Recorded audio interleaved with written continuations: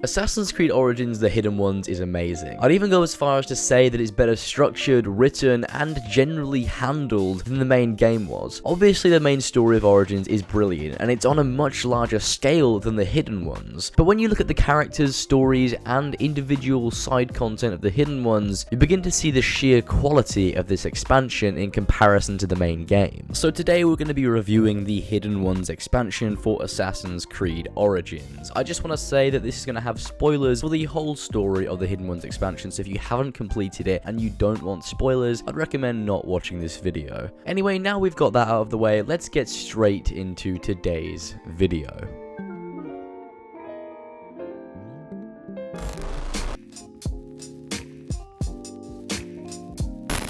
The story of the Hidden Ones expansion is about 3 or 4 hours long depending on how quick you are, but don't let the length deceive you. The overall quality of this DLC is absolutely excellent, and the concise story only furthers this quality and truly allows the Hidden Ones to shine as a whole. The DLC starts off with Bayek as the mentor of the Egyptian Hidden Ones, and after his experiences in the main story, he is much more experienced than before, and he really is reminiscent of Ezio from Assassin's Creed Brotherhood to an extent. He has the whole mentor vibe around him, new robes, confidence in his abilities, and setting off for another mission. People even sing stories about his triumph over the Order of Ancients in the main story. Early on in the DLC, Bayek is tasked with killing 3 generals that work for a man named Rufio. Pretty straightforward stuff. You now have 3 different quests where you seek out each target and take them out, either with stealth or by besting them in combat. I must say that these assassinations seem much better structured and a lot more fun to carry out than those in the main story. Plus, they felt more like the older games did, in which you're tasked with assassinating tyrannical figures, opposed to the seemingly inconsequential characters that made up the original Order of Ancients. Not saying the assassinations in the main story were bad, just the ones in the Hidden Ones were so much more enjoyable in my opinion. The confessions you get from the 3 targets are also very interesting and all have that eerie vibe that was found in the main game. Basically, this whole section where you go around killing the targets is letting you know what Bayek has been doing in the 4-year gap between the end of Origins and the beginning of the Hidden Ones, and it also allows the player to get more familiar with the Hidden Ones as an organization, as well as their ongoing fight against the Order of Ancients. When you've killed all 3 targets, you return to the Bureau only to be ambushed, leaving the Bureau itself in flames and Bayek captured. Bayek awakes and finds himself tied to a wooden cross, and after some gawking from the Roman guards, Bayek is then saved by Aya, or Amunet as she denounced her original name. I actually really enjoyed this section because Amunet feels like a completely different character to Aya, and yes, it is Amunet, not Amunet. You know, Amunet sounds fucking weird as fuck to me. I don't know. Anyway, I never really liked Aya as a character in the main game, and I'm glad she was reworked in the DLC. She works much better as just an ally opposed to a love interest for Bayek, although it's a nice touch that Bayek still has some form of attachment towards her because he genuinely loves her. It's another great attribute to an already amazing character. After this, you're tasked with saving Tahira and Kashta, the 2 Hidden Ones that were caught in the Bureau fire. This section was a classic go in and save people that we've seen many times in Assassin's Creed Origins, but it was fun to do stealthily because it was an enemy fort. So this section really isn't that special, it's just a bit of fun. Fast forwarding slightly after taking Kashta and Tahira back to Amunet's I just said Amunet, oh my god. Anyway, after an emotional scene where Tahira dies and Kashta deals with his loss, Bayek and Amunet both set off to kill Rufio, the man behind the Roman occupation of the Sinai. This has got to be one of my favourite assassinations in Origins. You have to infiltrate his ship and take him out. Now you can choose to do this stealthily or not. I really wanted to do this with a stealth approach, and it was incredibly fun.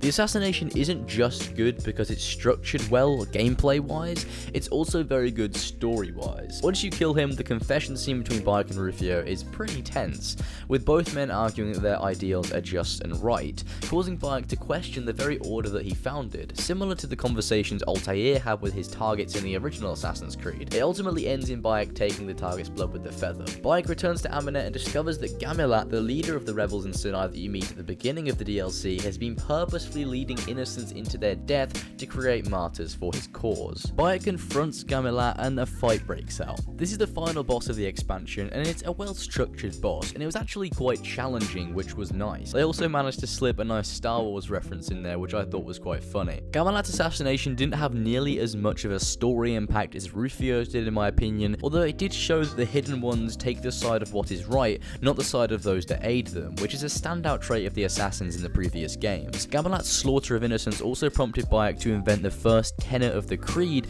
that no hidden one should ever harm an innocent, as it goes against what they stand for. He also realizes that the creed must outlive everyone that is a part of it, and when he dies, the creed should not die with him. Bayek then says his final goodbyes to Aminet before looking across the sun-bleached canyons of the Sinai. The DLC overall was incredibly well written, and for a 3 to 4 hour DLC, there's lots of stuff in there.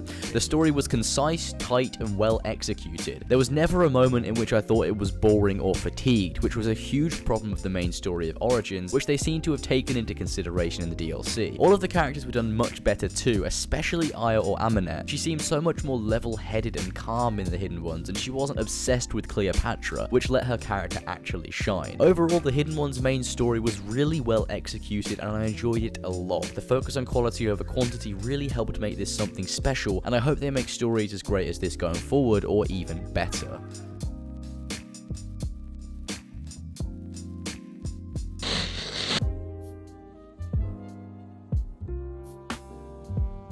Obviously, with AC Origins being an RPG, the Hidden Ones needed some good side content for players to sink their teeth into. The AC team certainly delivered in that regard, adding a nice amount of new quests and activities as well as bringing back some old ones. The Hidden Ones added in more papyrus puzzles to solve, more animal lairs to explore, more treasures to uncover, and more enemy fortresses and camps for you to conquer. Pretty standard RPG stuff, although they did add in a new open world activity such as the Shadows of the Scarab, which are a new take on the Falake boss from the main game. Although there are only 2 bosses opposed to 10. They drop legendary weapons and are actually part of quite an interesting quest that leads you to the Sinai Oasis, where you meet a familiar character, the Scarab's son from the main game, and you induct him into the Brotherhood. Another side quest that caught my attention was Rise of Shakilat, in which Bayek investigates a series of thefts. It turns out that a woman has been reclaiming what the Romans originally stole from the inhabitants of Sinai and killing many Roman soldiers in the process. Bayek sees this woman's talent for liberation and inducts her into the Hidden Ones. There are many quests in the Hidden Ones that are actually interesting, opposed to the ones that we found in the main game that consist of saving someone's relative from imprisonment. This is where quality over quantity comes into the equation. There are far fewer quests in the Hidden Ones than there were in the main game, so the developers were able to focus solely on these quests and give them actual interesting storylines. In the next AC game, the team needs to focus on creating quests that are of high quality, opposed to having a lot of them, and I think the Hidden Ones is definitely a step in the right direction as far as quality is concerned. Now, I'm not saying that the side quests in the Hidden Ones are perfect. It's not on the level of something like Horizon Zero Dawn, but it is definitely a step in the right direction. And if they keep going in this direction, who knows, maybe the next Assassin's Creed game will have lots of really great side quests to have individual characters and stories intertwined within them, like a game like Horizon, for example. So I'm very happy to see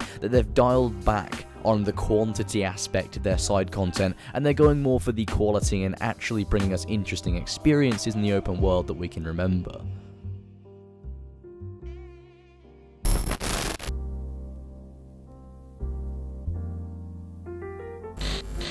Same as in the main game, there are many weapons and upgrades to acquire in the Hidden Ones expansion. Some can be obtained through the main story, some through side quests, or just finding them in the open world. As far as the weapons are concerned, there is not a shortage of new additions to Bayek's arsenal, be it bows, heavy blades, dual swords, or whatever. There's something for everyone, and this definitely helps with the progression system nicely. There are a few new outfits in the DLC too, although I think the one you get as a default outfit in the Hidden Ones is the best outfit and actually makes every other outfit in the game obsolete in my opinion, which is a shame. I would have liked to see more assassin type outfits, or at least some form of robe dyeing. Another problem I have is the level cap was increased to 45, however there were no new skills added to the skill tree, so the level increase only serves as a way for Bayek to get more damage and health, as well as being able to upgrade weapons to level 45. I would have liked to see more skills in the skill tree, but I can't really complain because it doesn't take anything away from the game, and it does mean that you have more things to upgrade, which doesn't really harm anyone. anyone. It just gives people a goal to work towards. And I'm sure they're saving all of the big additions for the Curse of the Pharaohs expansion anyway, as that is the larger of the 2 DLCs. Lastly, they added in more things to craft, these being an additional 2 upgrades for Bayek's gear, which is always a nice addition.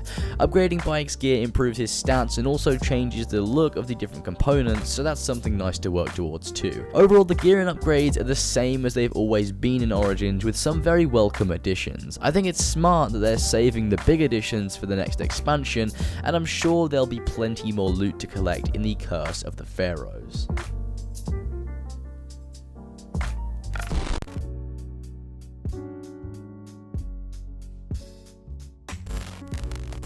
The Hidden Ones is a fantastic expansion and is in many ways better than the main game in terms of how characters were handled and how it was written. There were times that I felt fatigued in the main game of Origins, whereas in the Hidden Ones I was constantly entertained, and it just felt overall a whole lot more streamlined, which was probably because it was a lot shorter than the main game of Assassin's Creed Origins, but I hope you get what I'm trying to say. Not to say the main game of Origins is bad, by the way, because it's fantastic. I just think the Hidden Ones had a higher sense of quality in almost every aspect, and I'm definitely looking forward to what they have in store for the Curse of the Pharaohs expansion in March. That's the end of the video, guys. I wanted to make a review of Assassin's Creed Origins: The Hidden Ones. I'll be doing a review of Curse of the Pharaohs as well. Obviously, everyone that subscribed originally to the channel for Assassin's Creed, I'm still going to be doing videos like this when new Assassin's Creed stuff comes out. I'm going to be reviewing it, giving my opinions on it and stuff like that. And if you haven't already, be sure to go ahead and subscribe, and please go check out my other videos if you haven't done that already. There'll be links at the end of this video in the end screen annotations that will take you to some of my most recent videos. It will help me out a lot if you could go check them out. And yeah, I hope you guys enjoyed. I'll see you guys in the next video that I make.